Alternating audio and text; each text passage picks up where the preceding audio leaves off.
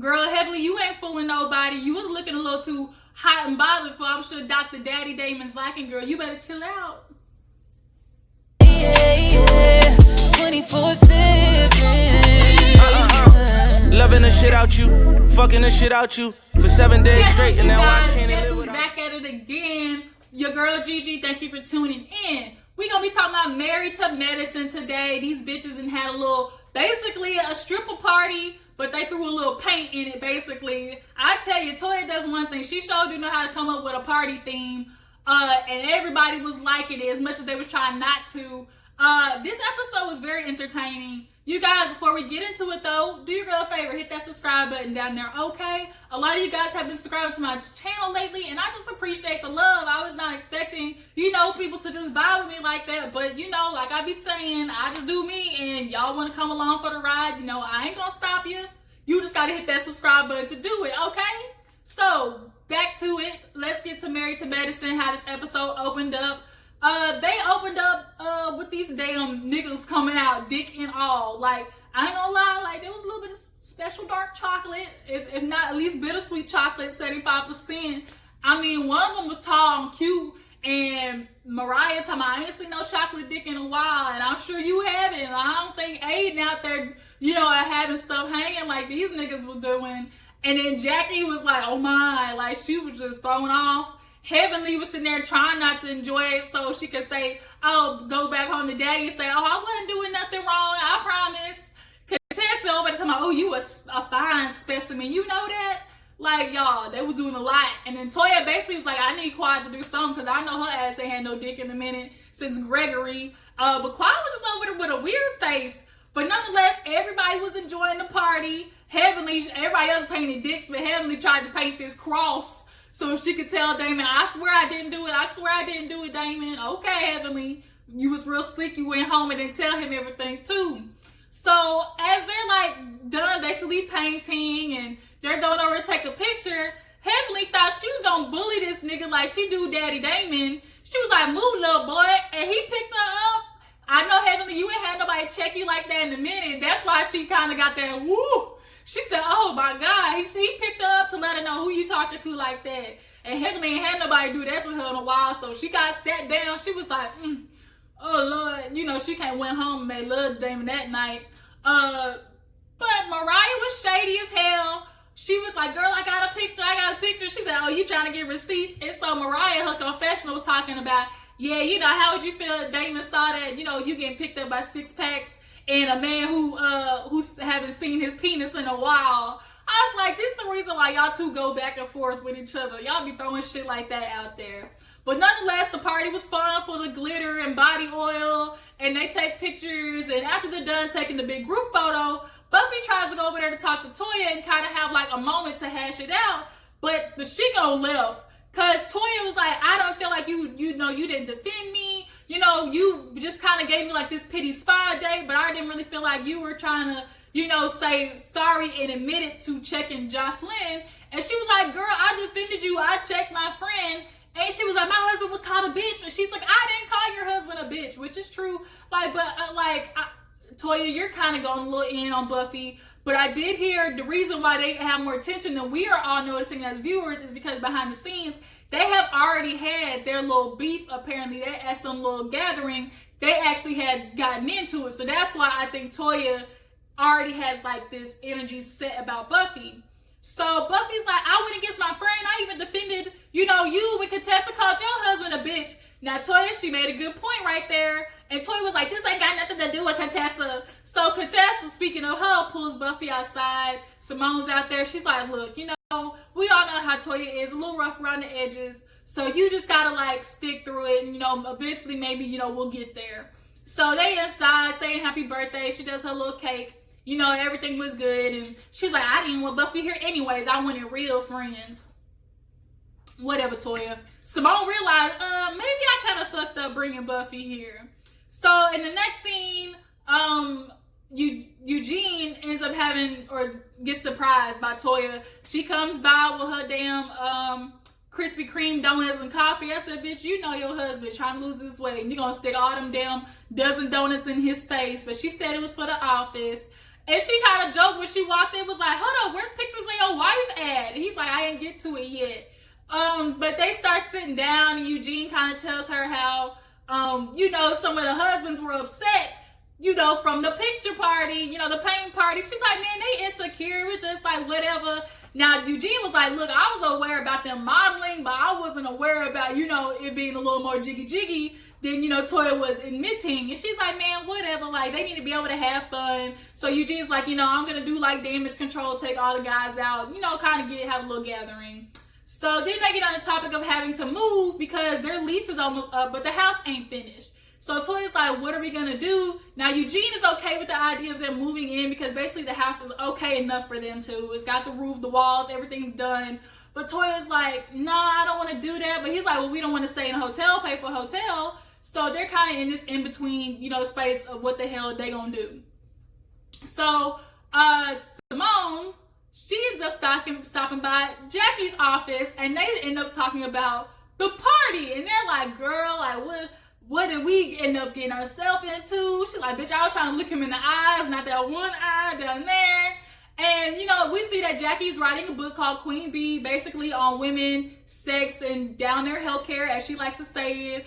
But Jackie ain't really got no experience in the little sex toy area. So she's got all these sex toys that she need to try out so she can say she got real experience in it. And they're going to go to a sex shop later down the episode. But Simone, the way they were joking, like, bitch, who did you tell Curtis what happened? She said, I told him, but I didn't really tell him. She's like, I said it was just like Magic City. A lot of dudes say they only go to the strip club because the food is good, but really they go in there to see ass and titties. But we move on. All right, y'all, sorry, I'm back. Had to go turn my damn oven off. I was about to burn my damn food up, but we're going to get back into it where we stopped. I think we were talking about Simone. So speaking of Simone, after she leaves Jackie's little doctor's office, her and Cecil are doing the South home as an Airbnb. Now she keeps trying to say Cecil is this damn new real estate agent, and I don't know about all that. I think she might just be saying that so the whole world don't be looking at him like he's some bum. Like, is he really a real estate agent, or is he like somebody's assistant? I mean, he's your assistant in the office. But nonetheless, they're using this, to get some little supplementary income, the Airbnb type stuff. So they're there with their sons, and then Simone uses this as the time to have the sex talk. Now, I like the way Simone has her relationship with her boys. It's like they have a good friendship as well, too. Now, I wish it was like that with me and my parents, but it's not. I grew up with a mom who was kind of like on that old school thing. Like, they never really talked about sex. All they would say is, don't you be out there being fast. Don't you come out there, trying to be hot with your tail. Like, that's all they just threatened you, basically. There wasn't no sex talk. So, she's talking to the boys, and she's talking about STDs, what certain stuff looks like. She shows them pictures of gonorrhea, whoopty-woo, and then, of course, they, like, grossed out and a little uncomfortable. And then this heifer got the nerve to put out some cottage cheese to show an example of a yeast infection. And she talking about, if you see that, you might not, and want to take a second guess, you might not want to eat.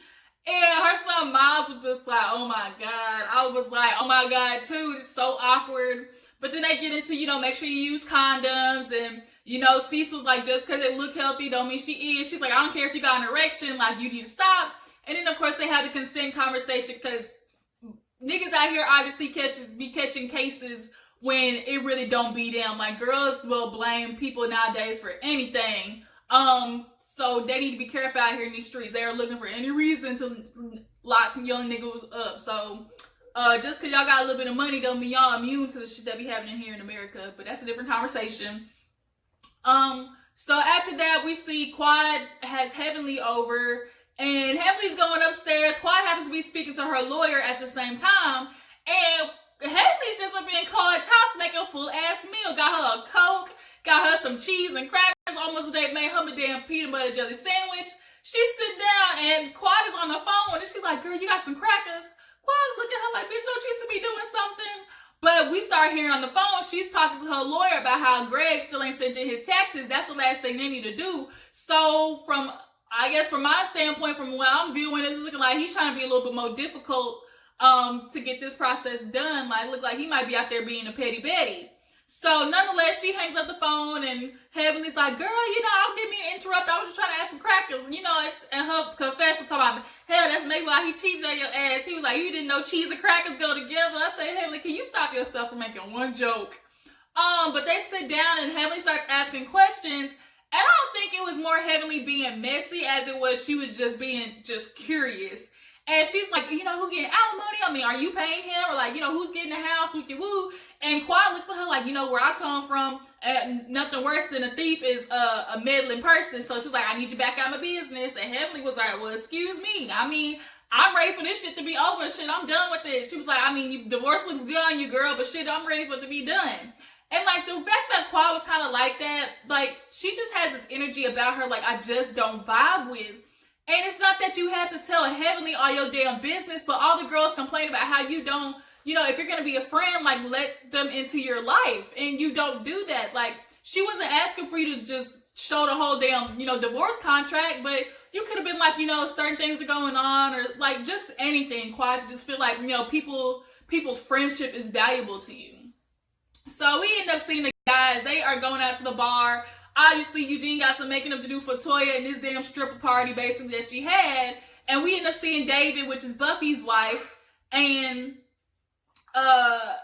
who else was there? As a matter of fact, Aiden, everybody was there. And they're waiting on their food or to sit down. So they do this little football bowling thing. Ain't none of them dudes got arms. They just sucked ass. And then they sit down to eat, of course, start asking about each other's lives, what's going on.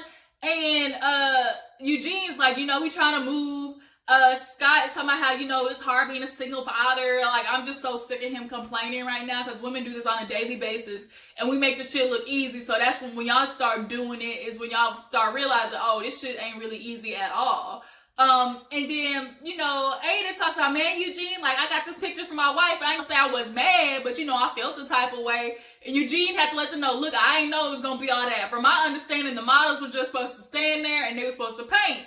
Now, Damon's over there looking like lost. And so Eugene's like, Damon, do you know? He's like, no. So Scott was like, I mean, I heard Heavenly got picked up, all real sensual based by the stripper.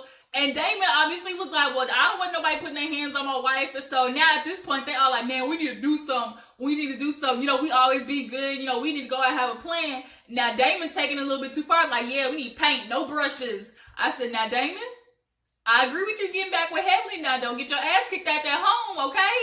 You've always been the good standard for a husband. Everybody's talking about how Damon's this and that. Now, don't you quit your good streak trying to get back at Heavenly now, okay? So Jackie, she's doing her field, research. So she and Heavenly end up going to the little sex toy shop. Now, on the way, Heavenly's telling Jackie how she ain't tell Daddy about what really happened at the party. But she's like, girl, word travels fast. You might want to hurry up and tell him for your husband to be pissed off. She's like, oh, I'm going to do it. So they get to the sex shop, and it's like a real bougie sex shop. And the ladies in there showing her like furniture. She's like, this one makes the hip spread. They got some type of, vaginal sucker, like a lot. And Heavenly's all interested, but Jackie's still a little bit in that uncomfortable stage. So, of course, Heavenly took some stuff home with her. So they end up getting on the topic of wanting to do a girls trip. Jackie's like, everybody's kind of in a good space. So I feel like we can, go to, I think it's Savannah or somewhere in South Carolina. I'm not sure. But nonetheless, she wants to do it on a party bus. And Heavenly's like, are you sure? Like, we're in a space for that? She's like, well, I think so. She's like, girl, you ain't got no exit strategy. Jackie's like, man, we'll be all right now, Jackie. I'm awful, wishful thinking, but bitch, you not remember how your group acts? So then we get to the end of the episode where Scott and Contessa finally have this awkward conversation they need to have about her working being in the program and stuff. And Scott was like, it's been hard for me, and you did this stuff, and but we obviously talk about how it's affecting the family. Now, Contessa's like, this is just real crazy. Like, I've been doing this since the kids were born. I really feel like you don't support me like I would support you. Her confession, she said, had Scott been wanting to do something, like, we would have figured it out as a family. But it just never seems like when it comes to me, like, he's, like, ride or die for me like I am for him. So he's like, well, look, you in the past changed everything. First, you wanted to be home with the kids. Now you want to be away. Is there something you're chasing? I don't know. Now, deep down, I think Contessa kind of is always looking for the next thing to do, so she doesn't become this idea in her head that she doesn't like, which is, oh, the mom, I'm just the mom with no career or nothing like that. I feel like that's not who she is. And so she's always looking for something to prove, like, oh, I'm not that woman. Like, I can be every woman, work, have a job, do kids. And sometimes it's just not that easy. Now, Grant Scott, you're being a baby to me. You're doing this only a couple of days out the week. Women do this shit every day. And the kids are at school half the day. So the only thing you're really doing is waking them up in the morning and then getting them, like, food and dinner. I'm not saying that it's not complicated. But, nigga, you are complaining about something that, like, is bare minimum. That she's really asking for you. Now, Contessa can do a little bit better, like showing appreciation for sure, but she reveals that, you know what, it doesn't matter anyway because I quit the program. You know, I'll be here to pick up the kids, you know, cook and clean like you want me to. I bet you're happy about that. You know, you win. He's like, whoa, whoa, whoa. Like, I ain't say do all that. And Contessa, I'm not agreeing with how you're putting that on him. You decided to do that and you felt like, you know, you putting it on him to basically make yourself feel better for quitting. That's basically what you're doing. And, you know, Scott, as much as he was complaining, I don't think he wanted her to quit at all. He just wanted her to show just a little bit more appreciation of, like, the work that he's doing because he's not usually doing that. So this is abnormal to him. But nonetheless, she's like, you know, you win. You always get your way sometimes. I just want to get my way, you know, as well. And it's like, Contessa, don't do that. Don't guilt trip him. Like, she's going to be holding this over his head, and it's not fair to Scott. Like, he didn't ask you to do that, and out of your insecurity about, like, what's going on with your kids, like, y'all could have found a way to figure that out, Contessa.